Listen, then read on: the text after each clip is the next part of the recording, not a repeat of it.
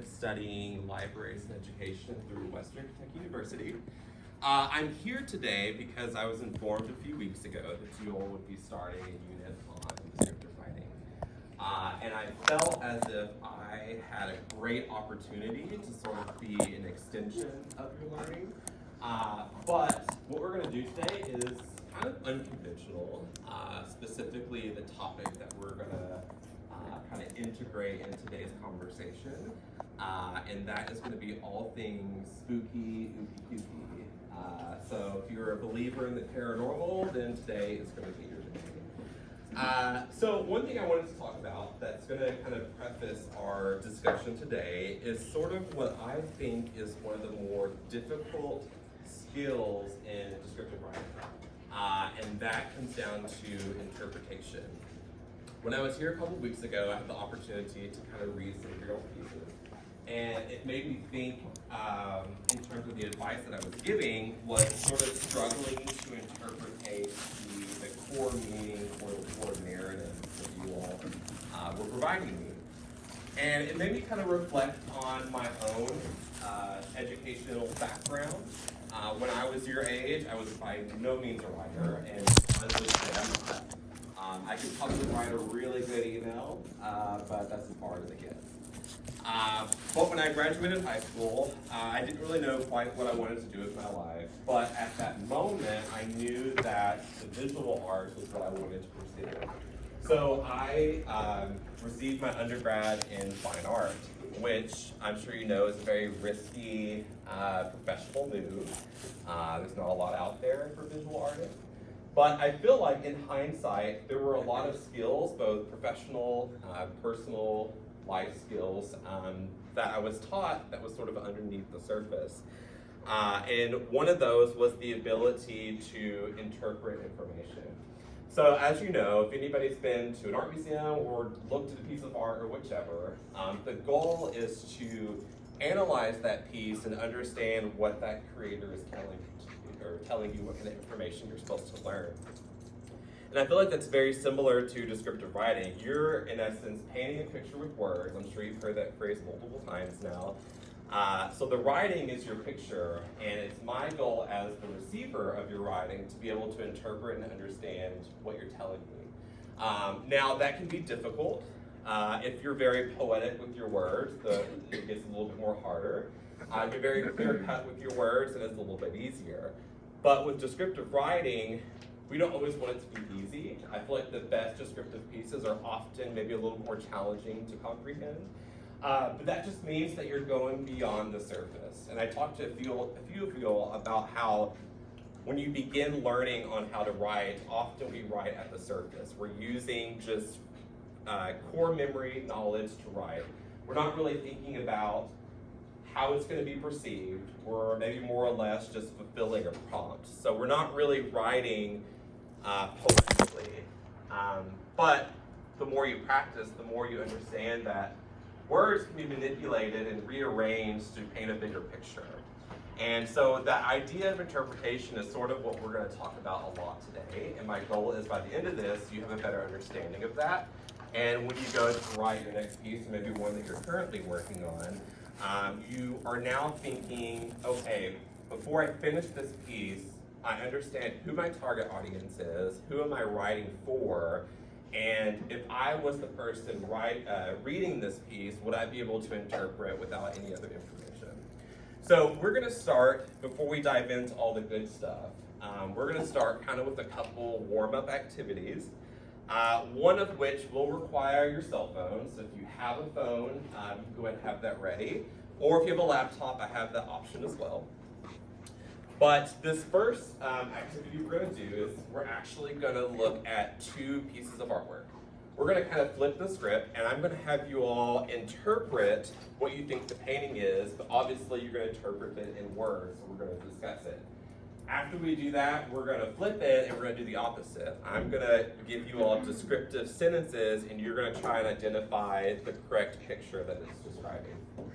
So this first image that you'll see here is probably one of the more influential and iconic paintings of American history. Does anybody recognize this painting? Have you seen this picture anywhere? Okay, cool.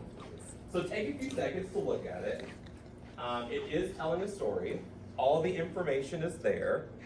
So we're going to pretend that this piece first became in the form of a book or a paper of some sort, and an artist used that information to make this painting. So take a second to look at it, look at all the details, and then here in a second, I'm going to ask a few of y'all to give me your opinion as to what you think the narrative is. Take a second to look at it.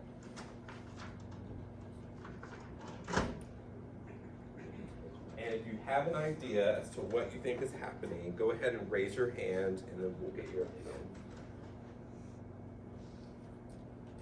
Would anybody like to take a stab at what's happening here? Maybe the relationship, maybe where they're located.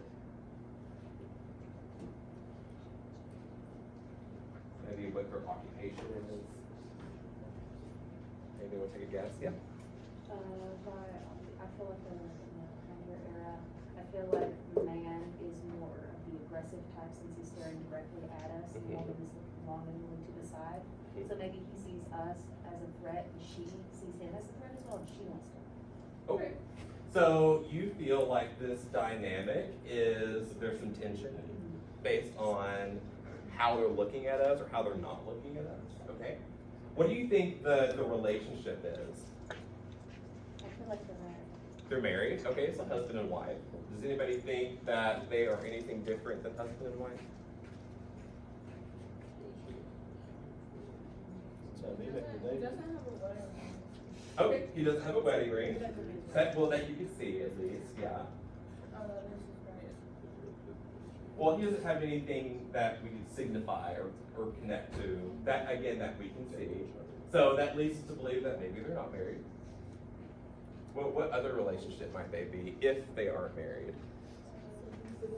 Siblings, okay. What do you think their occupation is? What's their job? What's the obvious? She looks like she probably stays home and teaches her kids or something. Okay, she's probably like at home, okay. And then he's most likely a farmer of some sort, right? So this painting is called American Gothic.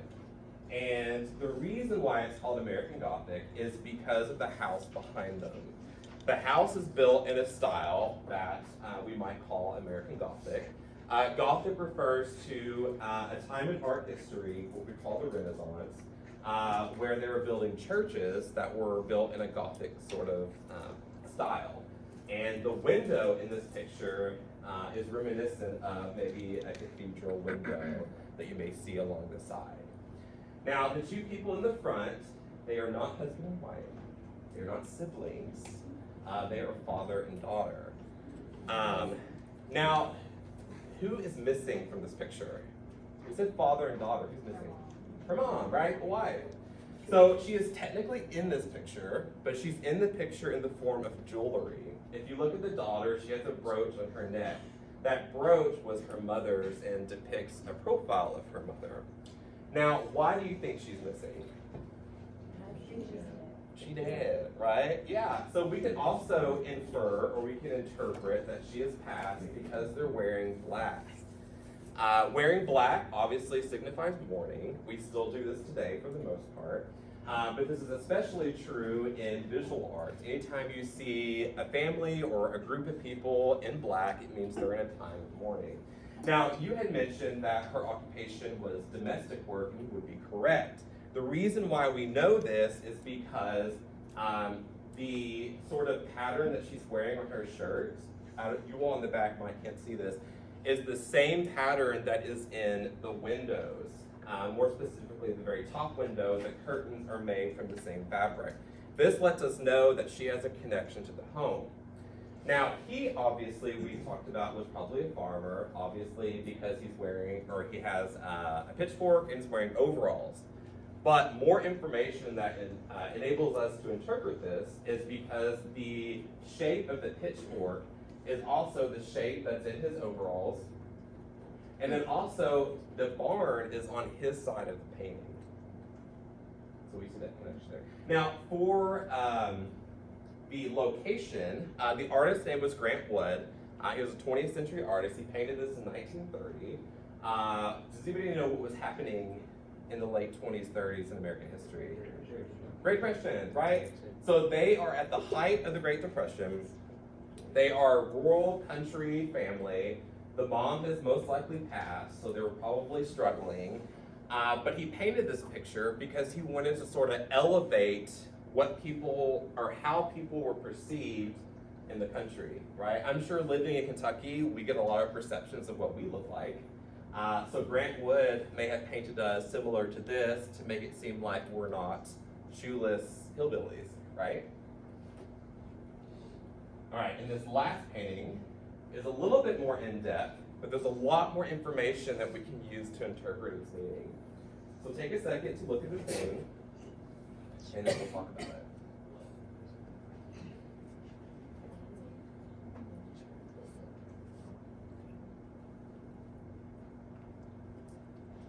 Does anybody have an idea as to what's happening here? Someone definitely died. Okay, somebody died. Okay. What leads you to believe that somebody died? Just the way that the two girls are acting, holding their mother's hand. Okay, yeah. And her mom's also wearing black. So we're in a time of mourning. We get this expression of loss. What else is happening? What's the relationship here? So you had mentioned a mother figure. Who do you think the two girls in the middle are? Doctor? I said daughters. Oh, daughters. They could be daughters. Yeah, so they're daughters, they're sisters. And then who do you think the gentleman figure is? Brother coming to visit? Okay. What else could he be? It could be courting one of the ladies because he's looking almost like he himself is not bothered by the death, but he feels for the girls. He's empathizing? Okay. So what is he coming to collect? He's coming to get something. Who do you think he's coming to get? I know some paintings will put the grave as like a person, like a soul. Who did you say? The mom? Okay. Not the mom. There's somebody else he's coming to get. Who looks the most prepared to leave? The girl in the middle. Yeah, he's coming to get her. So what do you think her and his relationship is? Husband and wife. Husband and wife? Okay. Now I'm going to ask you to look in the background, more specifically over here. If you can see, it's a little hard to see, but there is a covered wagon full of women, and then in the background is a cityscape with a church that is known as St. Paul's Cathedral. What do you think? What do you think that information adds to the interpretation of the meaning? Why is that significant? A covered wagon full of women, a cityscape, and a church. Yeah. I think that changed from like a mourning of the loss that she's mourning that her daughter is leaving. I know a lot of the times covered wagons would have been used to signify menship, like a bunch of women would go to a church and they would like cover their heads and cut off their hair. Okay. But it also could be their family is in debt, deemed by like the poorhouse, and that she could have had to sell herself. Okay. But the woman's not in mourning of a death, but the loss of her daughter via leaving. Okay, you were on the right track. Now, there was a death, so you were correct. Who is missing from this family? The father. So the father being dead, during this time period, a male would have been the breadwinner, obviously. He is dead, so now the oldest daughter, who we see standing here, it is now her time to accommodate for his loss financially. So what's happening here is this gentleman is not a suitor. He's not a debt collector necessarily. But what he's done is he's coming to collect her because she is now going to leave the suburbs to go into the city to find work. Which is why we see a group of women in a covered wagon. They're coming to collect her. Now, the church is significant because St. Paul's Cathedral, believe it or not, was a place where high authority men would go to find women of the night. They would go to this church. And so St. Paul's Cathedral was infamous for this particular reason. But the reason why it's in this painting is because it's alluding to her future. So she's going to leave in hopes of bringing money back for her family to support them. She has a younger sister who is going to stay and take care of her widowed mother. And what's gonna happen is she's gonna go to find work. It's probably not gonna be as easy because she's a woman. We don't know what her skills or talents are because she's been in the home so much. But what's gonna happen is she's most likely gonna fall to prostitution. And that's why St. Paul's Cathedral is in the back. So a lot of the mourning is for death, but death isn't the focal point. The focal point is, like you said, is mourning her future that's soon to come. So this gives you an idea of when people say painting a picture with words, this is going to be the picture that we see in our head when we're reading your descriptive writing. Now we're going to flip it. And this is where, if you have a cell phone, I'm going to ask you all to, does everybody have either a laptop or a cell phone? If you don't, then buddy up and we'll get you in. Go ahead and take pictures or scan this QR code. If you don't have a QR code reader, you can go to this website right here. And ignore that I'm not used to a big touch screen here. And when everybody is there, just go ahead and hang out for a second.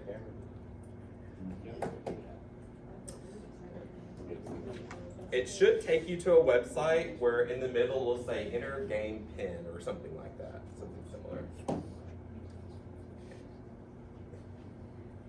So, if you have any trouble, let me know. Is anybody familiar with Kahoot? Have you ever done Kahoot before? Okay, so you're familiar. Cool. So we're gonna do this next activity in a Kahoot format, just because I like competition and I want to see how competitive you are. So here in a minute, when everybody's ready, I'm going to provide you with the game pin. I have 10 descriptive samples that I have created myself. Some of them are spooky ooky, some are funny. You'll know which ones are funny. And what I'm going to do is read the descriptive sample, and then you're going to have 4 images, and you have to select which image I am referring to when I wrote that descriptive sentence, okay? Now I will say, Kahoot is not so friendly with putting multiple pictures, so the pictures are relatively small. I tried to make them as big as I could. So just do your best to see. If you feel like you need to come closer, go ahead and do that now. But let me go ahead and get the game pin for you all, and then we'll get started. And then after this, we'll move on to the good stuff. Is there a way to turn up these lights right here? See if we can. These lights are so weird because the ones that come on when you're like, All right, do we want, I've never done team mode before, but we could do teams, or we could do individual. Just do individual. Just do individual, okay. All right, and I think it'll give a QR code if you decide you want to scan that too, but the game pin will show up here in just a minute, and when everybody's ready, we'll start.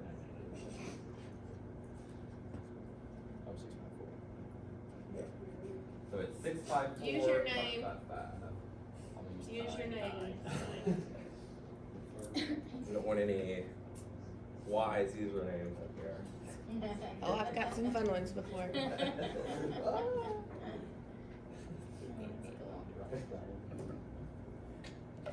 I'm so glad you all know to use this. I was like, I hope everybody knows. This is so new. We had little clickers when I was in school. We didn't even have computers. Right. We had a chisel and rock. That should be, You get a rocket tablet, yeah. that should be it. Is that it? Okay. Should be it. All right, so the initial reading of the descriptive sentence is going to go by pretty fast, but it'll then give you an extra 30 seconds to read it again if you want to.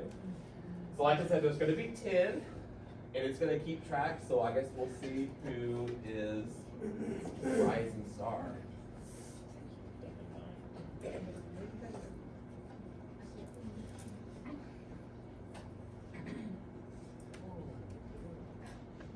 And I'll try and read them all. So it says, a family of bare trees reach for the sky in unison, begging oncoming clouds for a drink from their floating reservoir.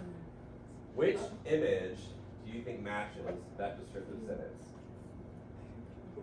So a family of bare trees reach for the sky in unison, begging oncoming clouds for a drink from their floating reservoir.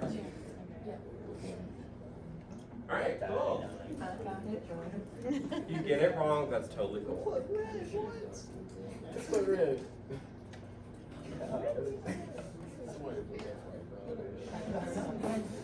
All right. Tyler, you're in the lead. Wow, what a shocker. The room was dark except for a trickle of light emitting from strategically placed waxy sources. This will be a little hard. The room was dark. Say I shot the dark. Waxy sources. You like that? Oh, it's yellow, I put green. Oh. That's okay. My fingers still up. So there is a double point. So if you're down, there is double points coming up. So don't worry. Oh, Connor. Connor. Lead. Wow. All right. Jumped up. What happened to you, Tyler? The sound of a steady drift echoes throughout the cold brick corridor, drowning the debris that sleeps along the floor. Green again.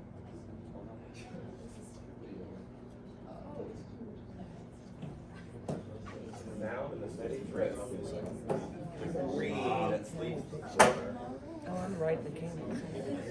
Little challenging.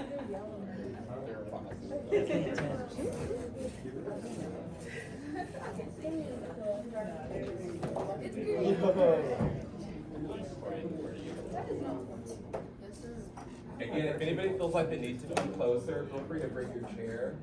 Get a little closer. Oh. Get it, Caleb. Yeah. Right. All right, we're halfway through. In the distance, a monstrous figure with empty, pupilless eyes and coarse, shaggy fur glides along a deserted road. This one's tricky. Very tricky. This is going to separate the winners. Wait, is she actually gonna? Yeah. Oh, so We're that always is blue, so but that you don't get to was. say his ass I thought it was like somebody just trying to be. Oh, it's blue. You can't see it. It's really tricky. Did you get it? Yes. It is blue.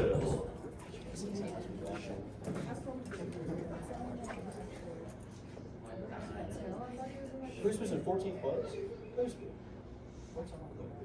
Oh, sorry. Well, Are you in 15 place? sandwiched like books on a shelf, the home is indistinguishable among the adjoining rhythmic facades. Sandwiched like books on a shelf.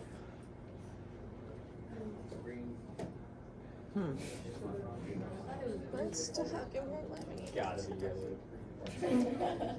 Oh yeah, okay. It's not yellow. It's yellow. It is yellow. Yes. Green would be my second choice. Whoever picked green. Probably. Dang it. Alright, Kayla. Fusing with the ghastly fog that swallows the yard, the shadow of a figure wanes like the phases of the moon. Oh, God. It's green. Dang it, I put green. I think you're right.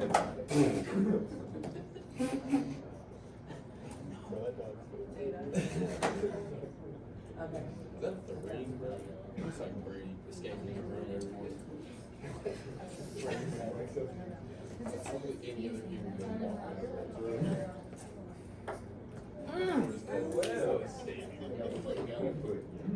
Alright, let's see if they have a change of leadership. Oh. Yeah. I almost at the top. A young girl frightened by the sight of a deadly widow is transfixed as the arachnid reaches for her behind Crystal. Where's your crystal at? That's fine. Turn it off. Okay, the blue girl's not. A young girl. And now there is. And they both green. Definitely green. Think of what Crystal could mean. Come on, guys, I'm giving it to You you. Yeah. Yeah. Oh, sorry. So Crystal alluded to like glassware. So and the spiders come. Okay, so this next one's probably the hardest one of the whole game, but it's also worth double points. So, see if we have. Hey, look at it. All right. One last place. Beaming with joy and a love for life, the stubby dog looks onward towards the viewer, posing like a painter's subject. Oh, dude. Are you sure he's happy? I ain't ugly. Same, bro. Dog is. I guarantee you they're all gonna be right. Because that's probably his dog. I guarantee they're all right because that's his dog. I think I had to. That's the same dog that is Victor. All right.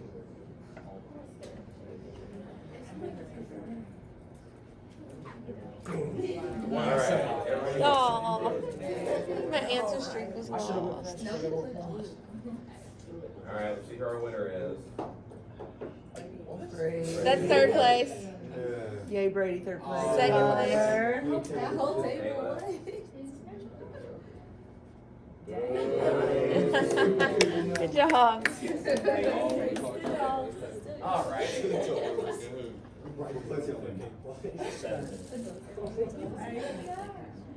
All right, so we are obviously, y'all are intellectual enough to be able to interpret and pull information from different formats. So now we're gonna get into the good stuff.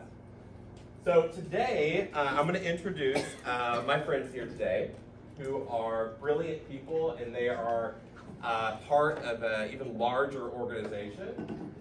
So what we're gonna do is I'm gonna introduce them, and then we are going to, instead of looking at visual art, we are going to listen to descriptive, spooky stories that I have created myself, and you may recognize the voice as well.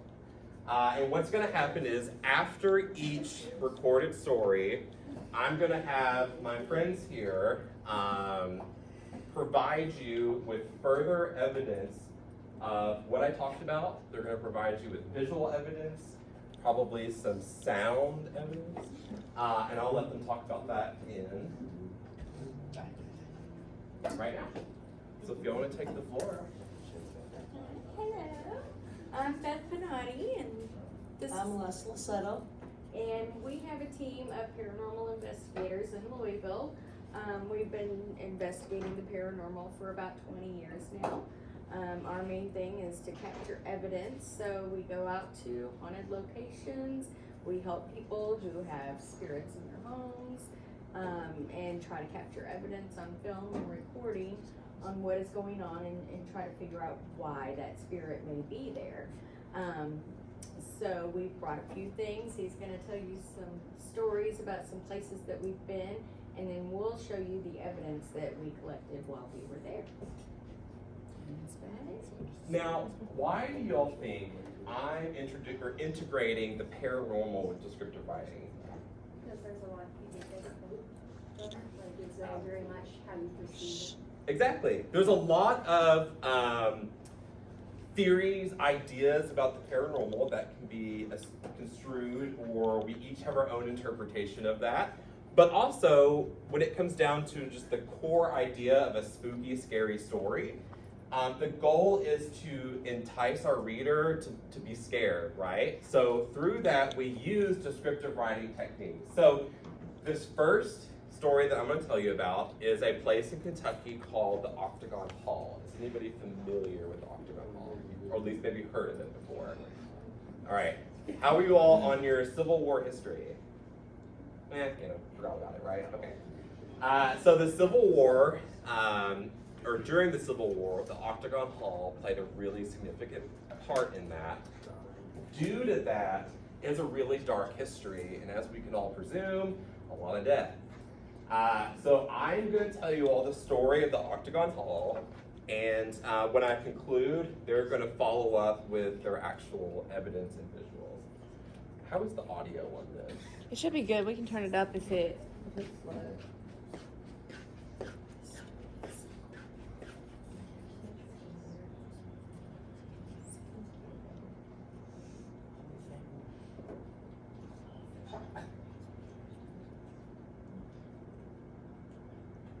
his emotions on full display at a moment's glance. Alright. I do not have the song of a singer, or the voice of a singer, so don't pay any attention to that.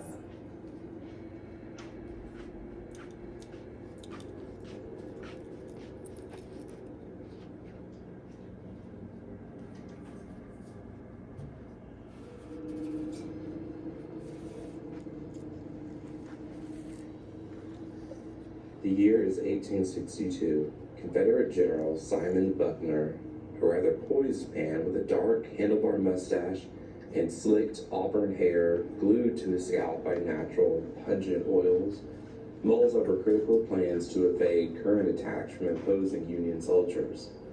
Their blue coats trailing through the thick bramble of surrounding forestscapes, mimicking that of an impending rainstorm. Lightning blast and a cannon's thunder disturb a once peaceful landscape. Soldiers were no longer strangers to Buckner's intuition, his emotions on full display at a moment's glance. The general's face was tense, his brows held firm on a perfectly horizontal plane, and his gritted teeth shielded by pursed lips. It was the deadly display of shrapnel, pyro, and blood, mixed with the harmony of piercing screams, that forced Buckner to wane his pride, demanding 10,000 troops retreat to the rural countryside of southern Kentucky. Across a lush, velvet pasture hidden beneath a canopy of white oak trees, the octagonal Caldwell home plagued the foreground as if artistically placed in one of Thomas Cole's admirable paintings. Buckner's troops drug their seemingly medieval devices and wounded men over grazed farmlands, amputees wailing, dripping remnants of their DNA as if tracing new boundaries on the map. At the time, the sun was perched atop the horizon, melting the morning dew. Nearby slaves quietened, standing motionless with lifeless expressions across their sunken faces, monitoring the orphan brigades march across the farm. Mr. Andrew Jackson Caldwell, master of the estate and successful estate owner, governed the conversation that took place at the stone steps of his home. Having a brother enlisted among the Confederate Army, Andrew ushered Buckner through the large, white colonial front door, across polished oak floors, and into a sleepy sitting room where plans to benefit from the home came to fruition. The two-story brick house was one of a kind, if you failed to acknowledge the remaining few octagonal structures scattered across North America. Caldwell began construction in 1847, predating any intentions for the home to serve the Confederate Army, and utilized as many as 30 to 40 slaves to finalize its completion in 1859. It was presumed that Caldwell drew inspiration from Orson Squire Fowler, an older gentleman who fascinated the minds of theorists and championed the production of octagonal houses. In his literature, Fowler suggested the positive economic impact of the octagon house, noting its 20% surplus of covered space compared to that of a square, though Caldwell chopped it up to merely wanting something different. But the octagon had other useful purposes. Modern Canadians use a similar blueprint for storing their dead during the winter months, a kind of cold, isolated limbo for the deceased who long for sacred rest. For Caldwell, this too would become a similar purpose of his prized humble abode. By the end of the Civil War, Caldwell's property would become home to hundreds of lost souls, aching for peace and begging for closure. By 1863, the Union had advanced in Kentucky, strengthening their hold on the former neutral state. This held any remaining Confederate soldiers still active in Kentucky liable for execution. For this reason, Andrew Caldwell utilized the many secret hideaways within the corners of his octagonal house to preserve lingering Confederates, hoping to provide sanctuary during the Union's reign. It is unclear how long soldiers occupied claustrophobic spaces behind the house's walls. A few documented accounts estimate up to 48 hours. despite efforts to maintain an active field hospital on the second floor, where death occupied a single, blood-stained bed. The majority of soldiers never left the Octagon House alive. For a select unfortunate few, those stolen from their immediate care and thrust into hiding, welcomed death alone, in the dark, unaware of their final moments with daylight.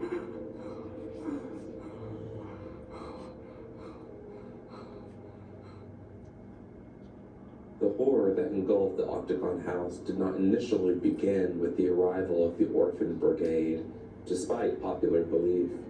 Rather, Andrew Jackson Caldwell grieved 3 preceding deaths, each increasingly devastating.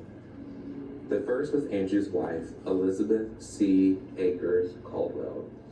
Elizabeth, commonly referred to as Lizzie, was 29 at the time of her death.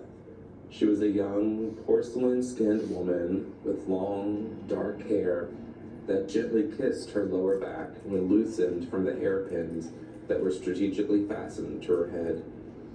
Her stature was short, hovering just below her husband, and when asked how she behaved, accounts painted her as that of a joyous songbird. In June of 1851, Lizzie expressed symptoms of a looming illness. Her abdomen swelling, weight declining, and beads of sweat drowning her body. Lizzie would succumb to typhoid fever shortly after diagnosis. 5 months following Lizzie's death, her 15-month-old son, A.J. Caldwell, believed to have fallen down a flight of stairs on the property, severing his premature spine. The last untimely death would occur during the final years of the Octagon House's completion.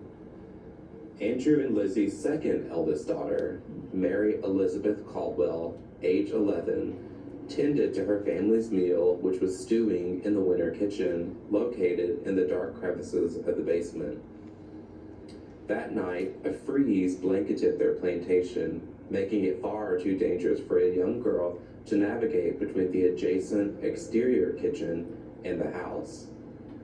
Mary approached the burning kitchen stove, her dress catching a glimpse of a stubborn flame, and in seconds, Mary wore a cloak of fire, scorching her features beyond recognition.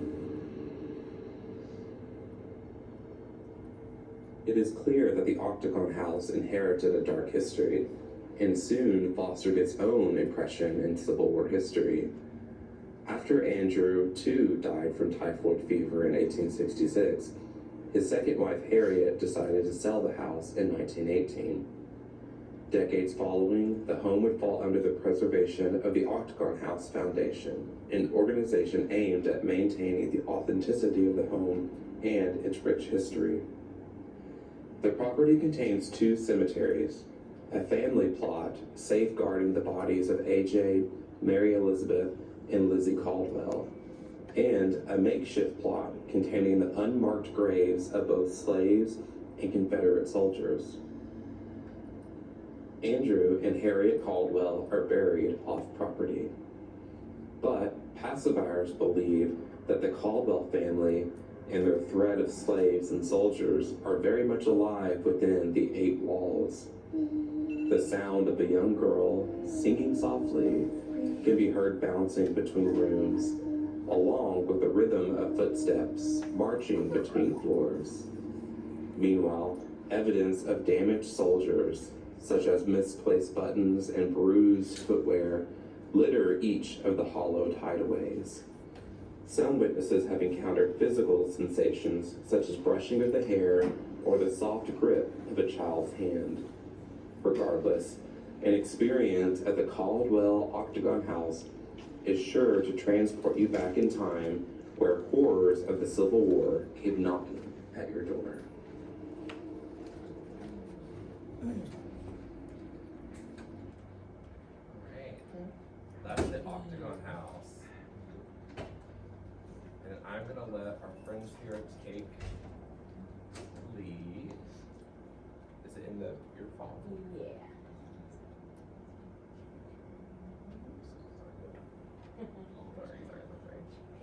And I'll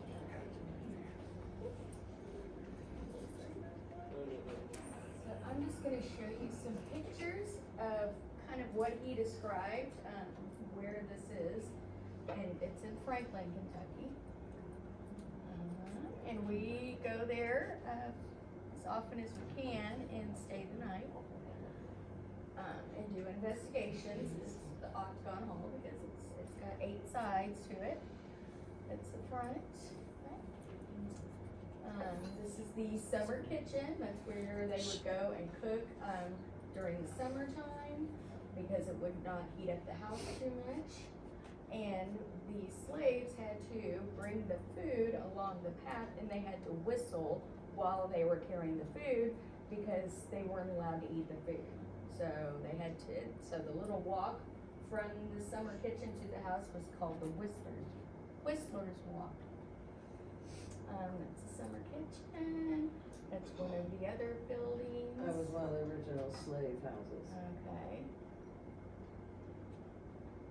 This is the cemetery that he mentioned where Mary Elizabeth, AJ, and Elizabeth Caldwell's buried. These are the plots for the slaves, and the unknown soldiers are buried here as well, and that's directly behind the house.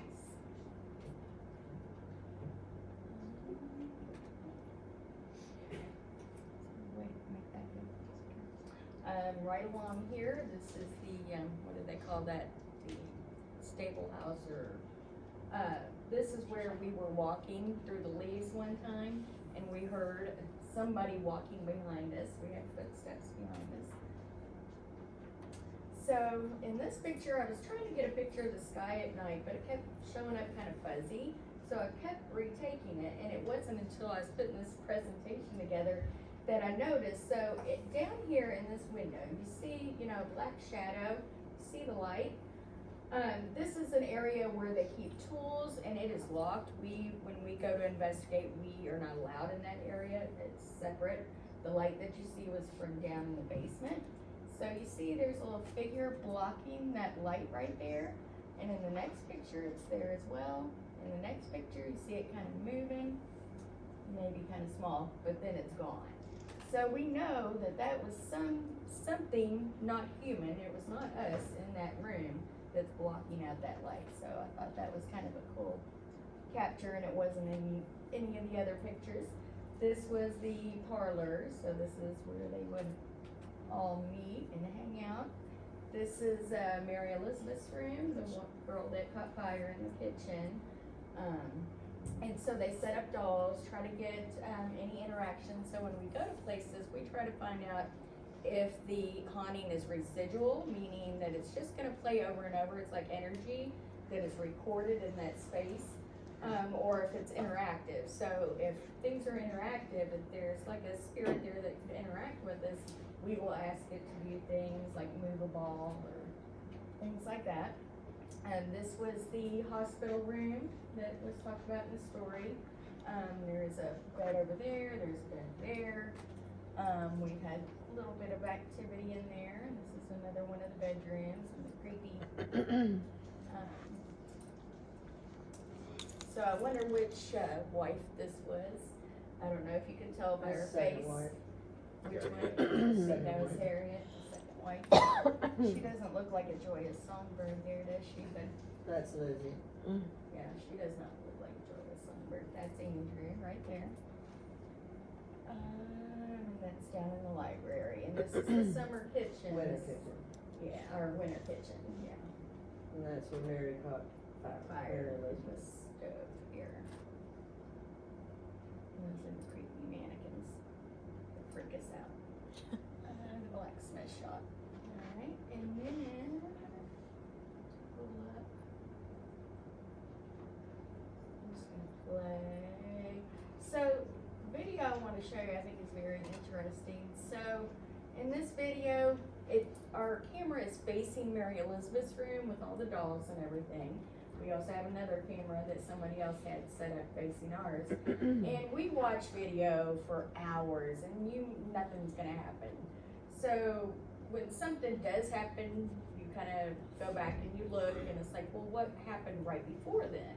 So when I went back and watched the video for hours, camera's facing, it's not moving at all. It didn't move the entire night. It's set on a tripod.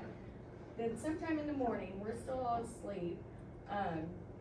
You see a little light go across, and you'll see that, and then our camera physically moves. So we know that there was something in there. You'll hear a train, but you don't see the other camera move. So just a little orb of light comes around and comes into the room that our camera's facing. So this is running all night.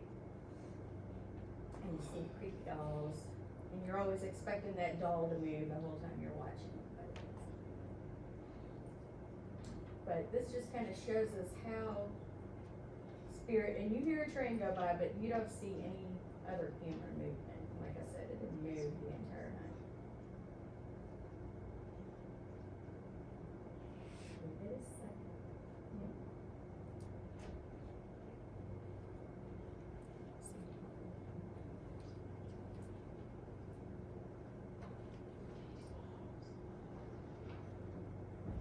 And unfortunately, that was not our camera, that was a friend's camera that they had, and I never got the video to see the camera actually moving, but I thought that was interesting, that something could have so much energy that it's just gonna Do make you all it move. sleep in the house?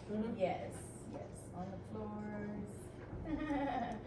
Alright, and I'm kinda good with that, if Okay. you wanna go on and do some that we're. What time does class end? We got 6 minutes. Yeah, so. Let's just go ahead and present wanna the show following. some more? Yeah. Okay. So she's going to touch on, we don't really have time to do the recording, but it's a place called E.P. Sawyer Park. Is that correct? Yes. E.P. Tom Sawyer. Tom Sawyer Park. But it used to be home to an asylum. Lakeland Asylum. Correct. But it's no longer there, but it's believed that there's residual. The history goes way, way, way, way, way back. Right. Yeah, and, so Randolph County, I don't know if you're gonna, they're gonna get a chance to hear Sure, your yeah. story, but your stories are amazing.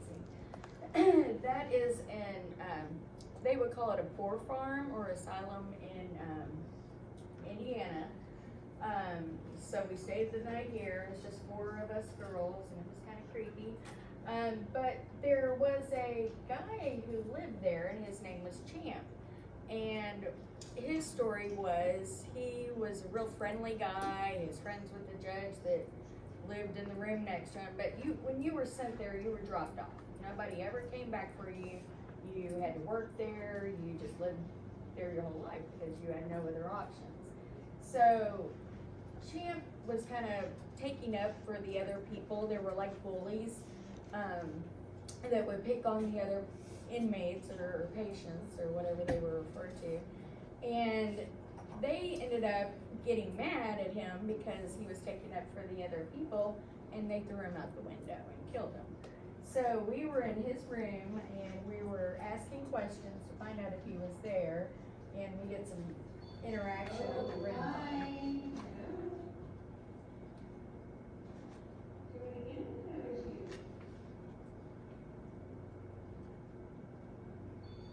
Thank you.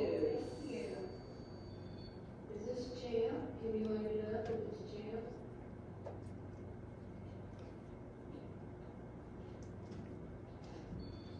Thank you, Champ. Oh, wow. Huge holidays, thank you. Do you like the ladies coming to visit you?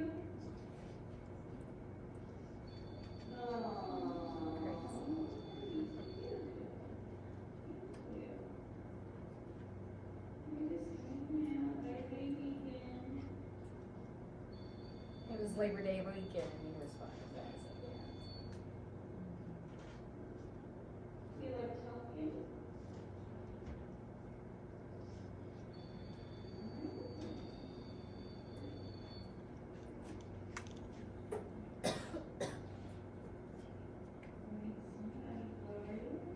Would you like to say something to Champ? Just want to say hi, Champ. I like hearing about you.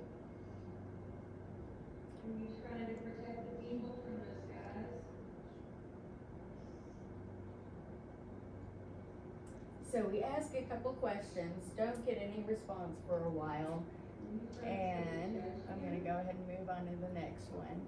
Because, then no answer, and then we realized, so there was a woman's side and the men's side, and they could not intermingle.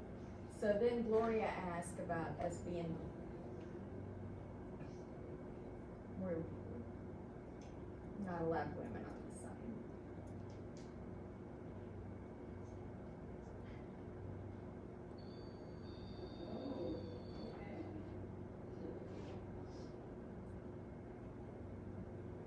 We asked if it made them uncomfortable.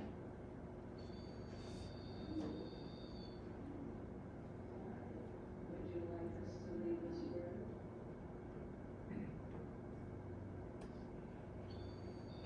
And then it's like, we want you to leave, so we leave. When we go into a place, we're just very respectful because we have to be aware that they're humans. They have human emotions, so we try to be respectful, and if they don't want us in their space, we'll leave. If they don't want to interact with us, so, yeah. Does anybody have any questions I know. in regards to paranormal, in regards to today? How often do you get to meet a paranormal team in person? Yeah, come on. Answer the questions. We noticed the school's right across from the giant cemetery. and it's Yes. like, there's gotta be, some activity over here sometimes, so it's pretty amazing. I wanna know if It's a you- complicated answer. What? I wanna know My who beliefs this on the room believes in the paranormal. paranormal. Like, I genuinely want to know. You know, my thing is, and we joke about it, because I've had a lot of stuff happen to me. Be touching, pulling hair, seeing an apparition, stuff like that. I'm still a skeptic. That's more on my plane. I have a healthy respect for it, but I believe more times than not, like it's a happenstance. I also don't believe there's anything as a good ghost. There's no bad ghosts. Well, there are, but there's no. Yeah, we try to look at it more as energy, we're interacting as energy, there's good energy, there's bad energy. What would you say is the most frightening experience? That's what I was getting ready to ask. I think Liz has got scarier experiences Which than I do. one? I don't know. The house. House sitting. Oh, yeah, that's, All right. yeah, can you tell that real quick? Yeah, I'll tell this really quick. A friend of mine who used to do paranormal stuff with us, him and his partner, they take in a lot of foster kids that are trauma. So because of that, they have to keep video cameras in their house and stuff like that. So, move fast forward, asked me to house sit, because they have 2 dogs, 2 cats. Sure, I'll house sit. Meanwhile, in between that time and this time, I've been having stuff going on in my house. Do you want Beth and I to come out? No, don't stir anything up. We're not gonna stir anything up. You just want us to come out? No. Now we're to the night weekend I'm house sitting. I get there, there's this gate going across the driveway. It's like, oh, well, okay, that's cool. They put the gate up. I go in, I call, hey, I'm here, okay. Hey, boo, will you put the gate across the driveway? The gate was already across the driveway. Well, I didn't do it. I was like, well, I didn't do it. I said, maybe your neighbors did it. I don't think, because I've been doing this for so long, I just need to start putting 2 and 2 together more often. Hang up the phone. All right, time to feed the dogs. I'm feeding Duke. He's in the house. I'm putting food in the bowl. You talk to the animals like you should.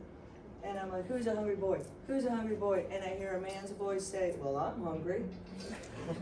And I do this. And I'm like, haha, funny, Michael. I'm thinking they have intercoms too, okay? Because they're out with the kids. Michael, that's real funny. What? I'm hungry too. What are you talking about? You just did the intercom. We don't have an intercom system. Okay. Needless to Y'all let her say, finish. man was there. He wasn't worried about him. I'm good with that. Go get everything out of my car. Got to charge my cell phone in. I'm like, all right, we're all slumber partying in the living room. I take 2 steps, and their basement was scarier than scary going down into it. And I hear, wanna play? Come down here. And I went just like this, boop, and I turned right back around, grabbed all my stuff, went right back outside, locked the Deuce's dogs and cats. I was out. So I called And you him. study this stuff. Yeah. You're like done. When you're not Yeah. prepared Yeah. for it, it really. Yeah, so then I call him, dude, your house for real is haunted. I can't stay here. I'll take care of the animals. And he proceeds to tell me, "You're the blankety blank ghost hunter, get in there and take care of it." Not without my equipment. Right. So, And not with spooky children in the basement. not with children asking me, "Have you ever seen The Shining and the little girl twins?" That's what they sounded like. Danny, come play. If anybody wants to stay behind and ask questions, you can do so. I do. How do I tell my other two? I have missed. Have a great day at school. I wish I Are you okay with that? If you stay behind and ask questions?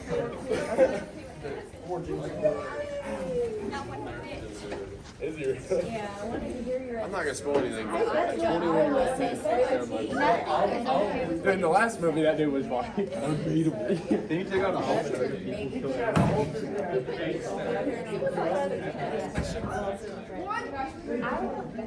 That's what I'm over here for. I was like, forget about that. Obviously. Are y'all This Miss, is like, this is like a skeptic's, like, I love this. I want to know if anything's ever attacked. Yeah, I wish I might notice. Have you ever had a ghost just be like, hey? if you actually. Oh my gosh, do you want to do your other two stories with them? gotta go. Okay. Okay.